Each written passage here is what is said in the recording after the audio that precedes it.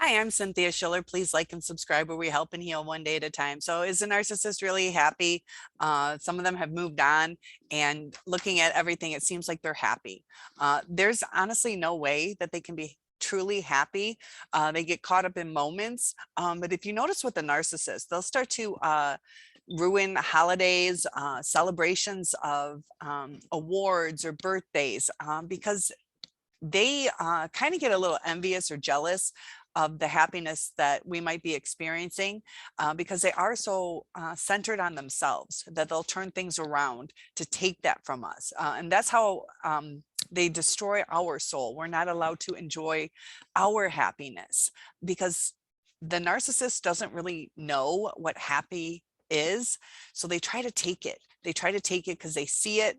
They see, you know, our being invigorated, excited, and they get jealous of that. So they try to take it because they want to experience it, because deep inside they're not happy, and they just take and take and take. That's like their supply.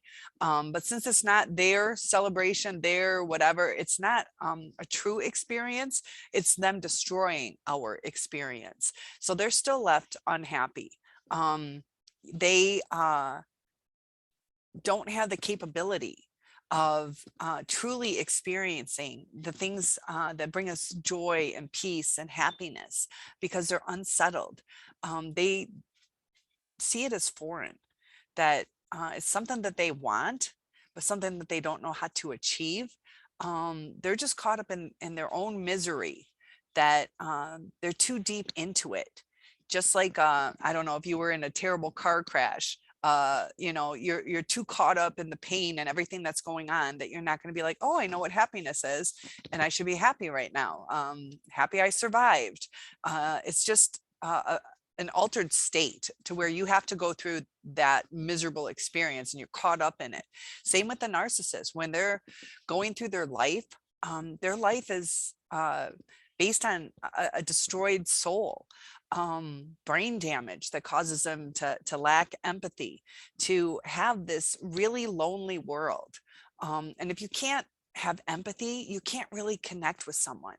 So if you don't have a part of your brain that allows you to truly connect with people, I think some of you have possibly moved to new towns and you really don't know anybody. So you can go to the store, you can go to the gas station, you can go for a walk, you can meet people and have conversations like, hey, it's a beautiful day, or, where's the zoo around here? Just talking to people. So you shouldn't really be lonely, but you're in this new town where you haven't connected with somebody. So it does feel lonely. I've done that. I've moved to a new state, and until you like have a connection with somebody, it's lonely no matter how many people you talk to. So same with the narcissist going through their lives. It is like they're in a new town every day, even though they're with that same person. Um, to where they enjoy it, just like, you and I could meet up. I don't know you, we could go enjoy a day at the beach. We could enjoy it, that was nice. We don't really know each other, but we had a good time. So that's like the depth of where the narcissist is with their lifelong partners, is just a day at the beach, just that was nice, let's try again tomorrow, hoping that they're going to make that connection. But they don't have that part in their brain that gives them that true peace. So if you were moving day after day after day, you had nobody to call that you had a connection with, you're going to be lonely. And love is one of the main things that we need. We need food, shelter, love. Otherwise, we can't thrive. Like when babies are born, they have that failure to thrive, which means something is lacking. They can't grow the right way physically. Sometimes their growth gets stunted if they're not loved. And narcissists are just lacking that true love because they don't know how to reciprocate it, and that's part of what love is. Not taking it, receiving it. So they take it, but it's not theirs, because they didn't receive it, they didn't soak it in, they just grabbed it and damaged it. So now it's destroyed, And the happiness that they have are, little bouts, uh, but it's not a true happiness. It's just like that day at the beach with a stranger. They're going through life. Uh, Everybody around them strangers, even though they talk to them. And it's interesting how they latch onto people. Um, it's like latching onto a life preserver at that day at the beach. They just need to survive. And they love attention because they see that as other people being happy when they have attention from others. Um, they will take whatever they can from you. They are very destructive.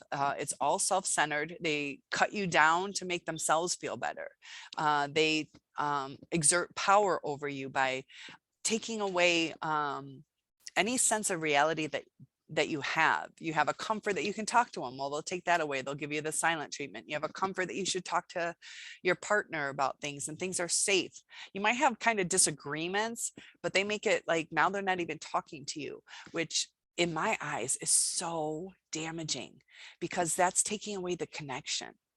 It doesn't mean that you have to agree with each other, but it takes away such a connection, to where all of a sudden you don't even feel human, to where you can't even be acknowledged by the love of your life. They breadcrumb us to keep us hungry.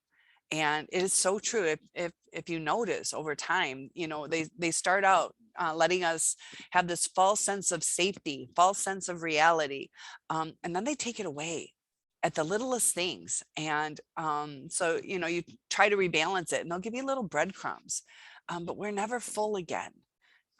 We're starving, and they know what they're doing.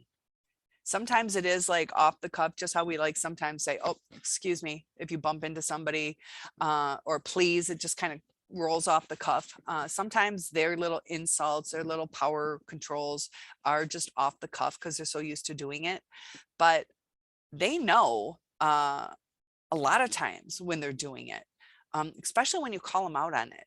But if you call them out on it, it makes it worse. Like you get the repercussions of just trying to make things better. That's why it's so hard to stay in a narcissistic relationship, because anytime you try to make it better, it makes it worse. It's this vicious cycle. The only time things can rebalance is if you forget what your needs are, and don't bring up the subject, don't bring up your concerns, which is not the way to live. So be careful when moving on or interacting with other friends, new friends that you might meet. I had a house that I was this is back in 2008 when the gas prices went up and just everything was a mess. But I was about to lose my house, and my friend had asked for about, I don't know, 800 and some dollars. And I said, I really, I have to, I have to pay this or I'll lose my house.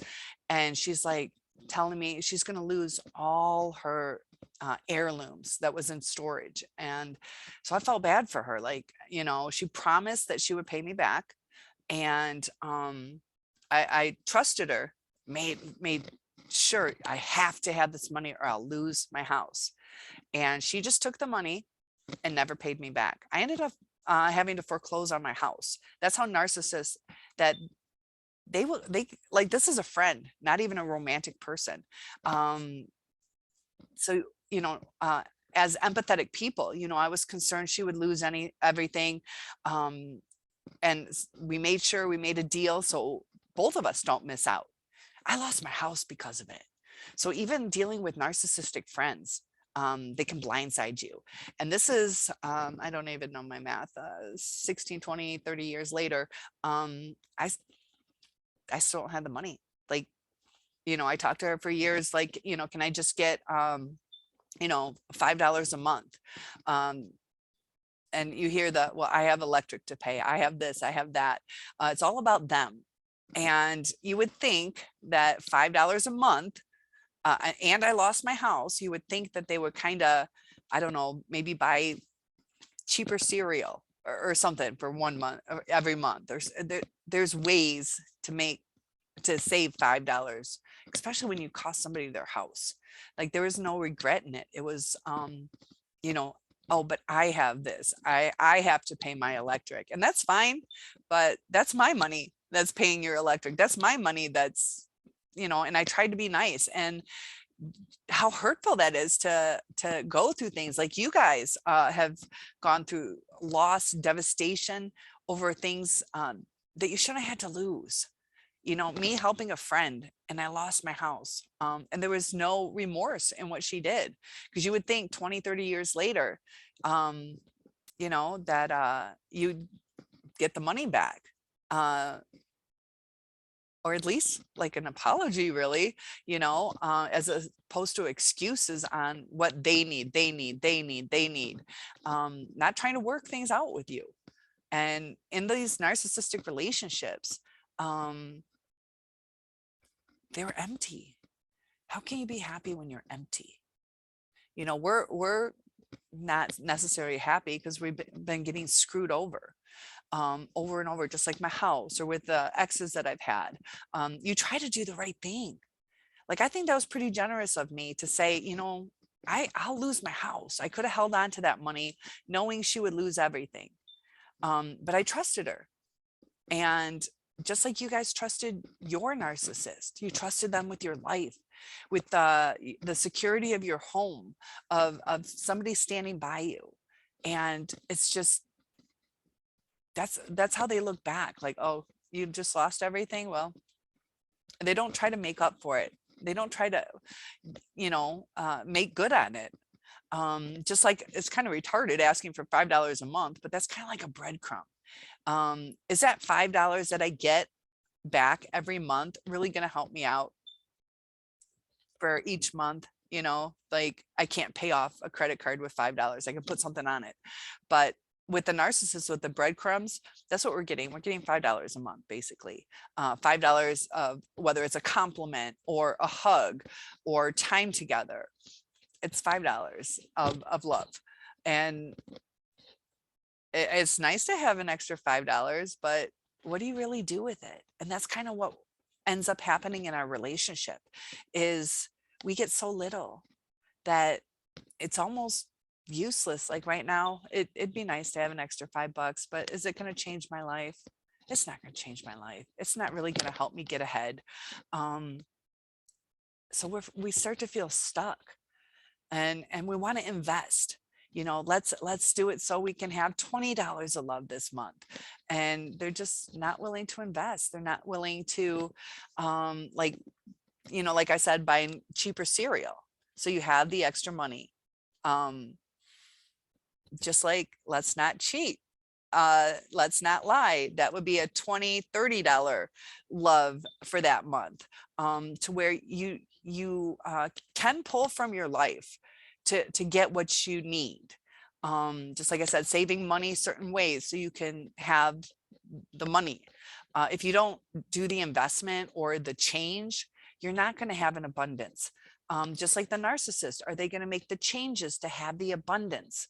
The changes would be to be, available for each other, to communicate with each other effectively, to spend time together, to compromise. Just like with my friend in the house, it's like, I gave to you, I want at least what I put in back. I gave you the money. I just want my money back. It'd be great if you give me interest. I don't expect that. So maybe if she gave me interest, I'd take her out to lunch for the interest. And, you can have a better relationship. And the narcissist could do all these things. They could appreciate, she appreciated the money that I gave her. She might give me a bonus for doing that. And then I would appreciate the bonus. And the narcissist doesn't see, being thankful. Like, I would have been thankful for the bonus, but I didn't need it, so I pay it forward. And they just take and take and take, just like my friend took. The narcissist, are they really happy? Does she feel good that she screwed me over? She probably doesn't feel good, but she got what she needed. And then you get ghosted. This is the crazy part, is, you help somebody out, just like you're helping your narcissist, kind-heartedly helping your narcissist. And then you get ghosted because they kind of have a guilt about it, or they have to be held accountable to pay back the love or to pay back the money. So they ghost you because that way they don't have to acknowledge it. They just keep whatever they took. And that's why they ghost so many times, so they can keep what they took without having to give anything back. So they're starting to isolate themselves, whether it's wondering what's going to go on with the new supply, or are they happier? They're starting to isolate. So then they have to go out and get more new supplies, whether it's people at work to adore them, a new boyfriend or girlfriend, that they're going to run out of people. Or if there's millions of people. So they're going to run out of the people that they could have kept in their life. And each new relationship takes time to develop. They're unable to develop it. So they're going to go person to person to person to person without developing true friendship. So now the people that they've discarded, back in their mind, they do know that they've lost all these people. They'll kind of look at them like they were the piece of crap. But there is a part of them that knows that they let some good people go. Sometimes they'll hoover back, trying to get what they can get from them again. But it's not like, man, I really hurt that person. It's like, man, that person always lent me money, or man, that person always drove me, or man, that person always, I don't know, went out to the bar with me because they just don't want to go alone. So it's not a true connection. It's what they could get. So when they start missing people, they miss the supply, and they don't long for people. And that's kind of, it sucks longing for our ex, or longing for the life that we had with them. But that, in a sense, even though it was a screwed up thing, to appreciate the good times, sometimes, the good memories can kind of help soothe us sometimes. Can kind of also mess with us, where we kind of get sad that we don't have it still. But to not appreciate the things that they had in life, like how are they really happy? They'll get angry for the things that they've lost. They could sometimes get it back if they took accountability and changed. They don't change. They are unable to maintain things. They have like a short attention span. Things will get good, and that's when they need the chaos again. They need the chaos. How are you happy if you need chaos? It's like due to the chemical reactions in their brain. When they're overactive, they have to settle them down, and they do that only through destroying other people. So they are like, kind of like, in a sense, addicts to having to take to feel brain wise calm. It's not like a calmness in their heart. Just like we're going through our pain, there's a lot of stuff going on in our brain. And our brain actually gets damaged. So as the narcissist goes through life, they're just going to keep stealing from us. They're just like my friend with the house, she stole my money. If there was no intention to get it back to me 20, 30 years later, it was just, I'll take what I can get. And, I don't know. So if you continue on in narcissistic relationships or get into another one, that person's never going to be happy no matter what you do. And it's almost like a frustration, like, I'm not happy, I'm not happy, I'm not happy. They love bomb us because they get caught up in the moment, and it feels like happiness. There's no baggage, but deep inside, they're not happy. And they have to keep going for more and more and more and more, trying to figure out, like, how do I get to be happy? And it's just not in them. It's, if you do the brain scans, it's physically impossible for them to have a true happiness. You know, they might be content in a way, um, but it's not a true deep happiness. There could be so much more to life for them. So I just thought it was interesting that, you know, we always wonder, are they happier with this new supply? They're just going through the motions, just taking what they can get. They're still just as unhappy, and they're still doing the same tricks, the same lies, and they're going to end up alone. They already are alone. So even if they have people around them, they're alone. Just like at the beach with a total stranger, you still feel alone. You still feel alone, and that's where they're at. They're not as happy as they look. And just work on your happiness. It does take time to get back on track. Sometimes it can take a year, sometimes 5 to 7 years. There was something on, you know, addicts, because we basically became an addict. And the studies I found, I just said addicts, and I don't know if it's exactly just drug addicts or addicted to anything, but sometimes it could take a year before it goes away, sometimes 5 to 7 years. Um, and I'll do more research on that. But just like the more we stay in it, the less we're going to heal. Just like an addict, if they shoot up every 2 months while they're trying to heal, it prolongs that rebalance of when things are easier. So try not to get stuck. Try not to give yourself little fixes as you heal, and it'll be all right. So please like and subscribe. I'll see you in the next video. Have a good day.